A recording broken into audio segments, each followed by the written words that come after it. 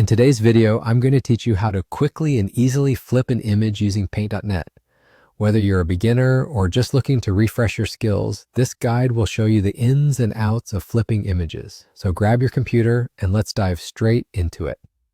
First, let's get Paint.net up and running if you haven't already. Paint.net is a free and highly versatile photo editing tool that many people use for tasks big and small. If you don't have it installed yet, you can download it from the official website. Make sure you've got it up to date, as updates can bring useful new features and compatibility improvements. Once Paint.net is open, you'll want to load the image you plan to work on. You can do this by clicking File in the top left corner and then selecting Open to browse your files and choose the image you wish to flip. Now that your image is ready, we'll focus on the Layers menu, which is a key part of Paint.net's functionality. It's a powerhouse feature for those of us who love editing because it allows us to make changes to separate parts of an image without affecting the rest of it. So, find the Layers menu. It's usually situated at the top of the window. Click it, and you should see a drop-down menu with a variety of options. In this Layer section, you'll notice two straightforward options: Flip Vertical and Flip Horizontal.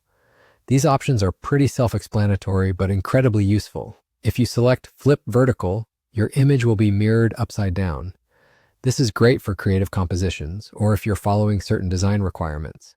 Alternatively, choosing Flip Horizontal will mirror your image from left to right. This can be particularly handy if you're working on symmetrical designs or simply want to give your photo a new perspective. After deciding which direction you want to flip your image, go ahead and click on either Flip Vertical or Flip Horizontal. You'll instantly see your image transform before your eyes. This simple flip might just be the change you were looking for to perfect your project.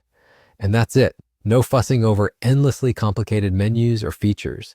Paint.net makes it truly easy and accessible for anyone to make quick edits like this.